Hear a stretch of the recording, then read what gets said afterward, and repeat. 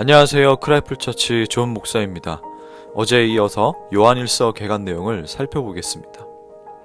제가 첫 번째로 나눴던 내용 중에서 요한일서를 통해 1세기 공동체가 직면했던 다양한 문제를 볼 수 있다 말씀드렸습니다.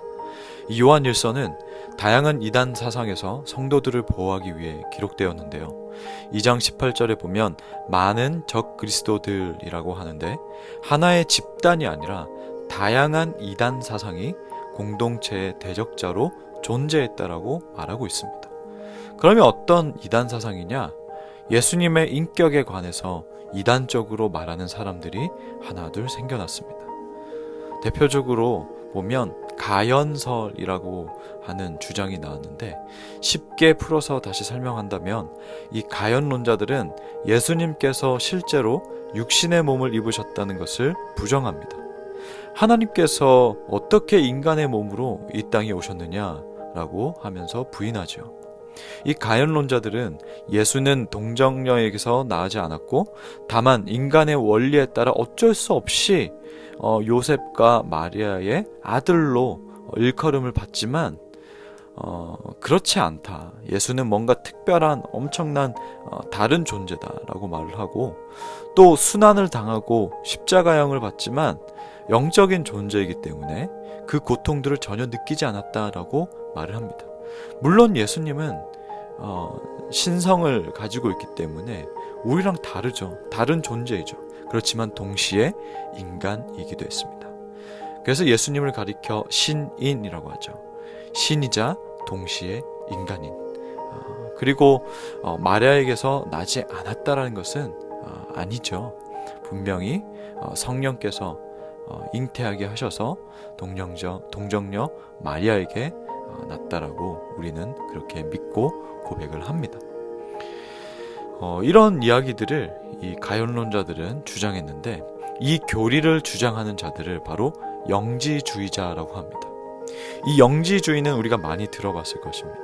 이 영지주의는 영적인 것을 선한 것으로, 물질적인 것을 악한 것으로 보았고, 이러한 사상에 영향을 받은 사람들은 기독교 교리를 왜곡하고, 또 예수 그리스도에 대해서 잘못 말하고, 또 이 기독교의 윤리에 대해서 또 잘못 말하고, 또 교회론에 대하여서도 아주 큰 오류를 갖고 주장하기 시작했다는 겁니다.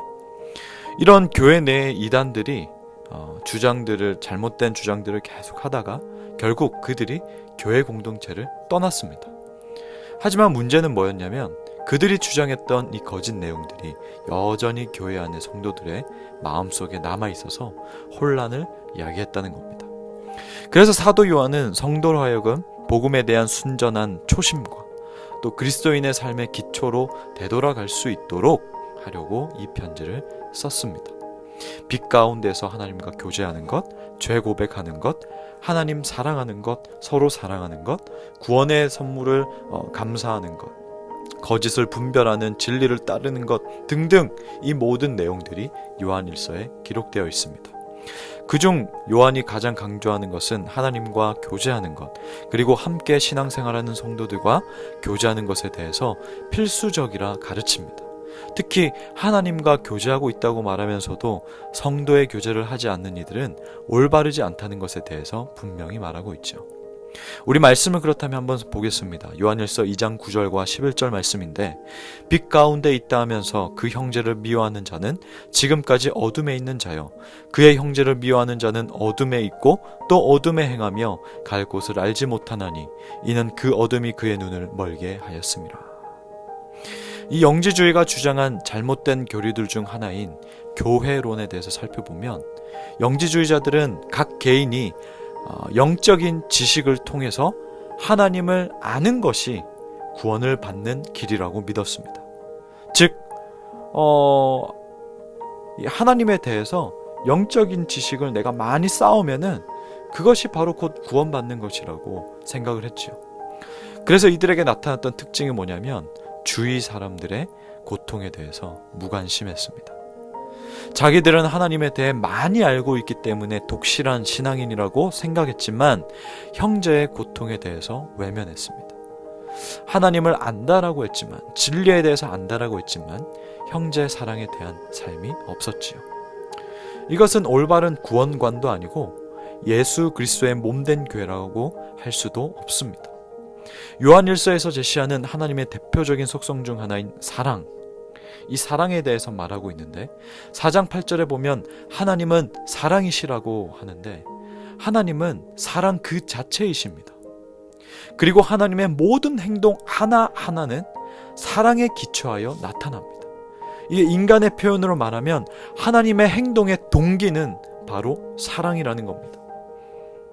이 하나님 사랑의 이 행위의 절정은, 최고 절정은 독생자를 이 땅에 보내시는 것으로 나타났습니다.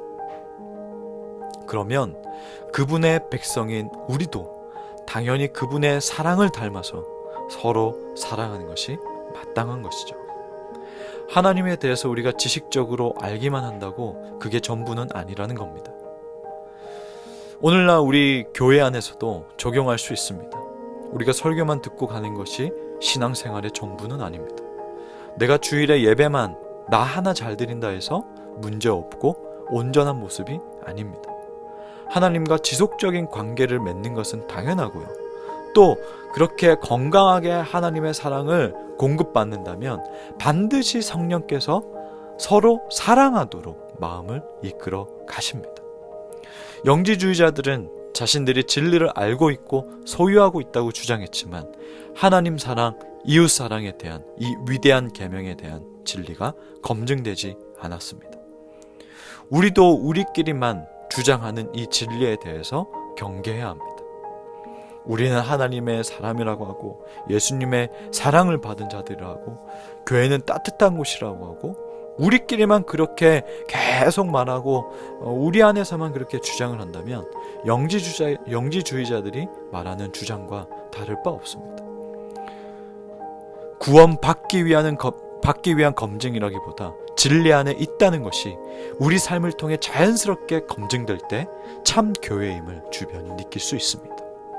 이렇게 참 진리를 소유한 저와 여러분이 되기를 주님 이름으로 축복합니다. 하나님 아버지, 오늘 함께 또 요한일서 개관을 나눴습니다. 우리 안에 사랑이 있게 해주시고 또 잘못된 반쪽짜리 그런 신앙이 아니고 정말 참 진리를 소유하여서 이 진리대로 살아가는, 하나님 뜻대로 살아가는 참 교회가 되게 하여 주시옵소서. 예수님의 이름으로 기도하옵나이다. 아멘.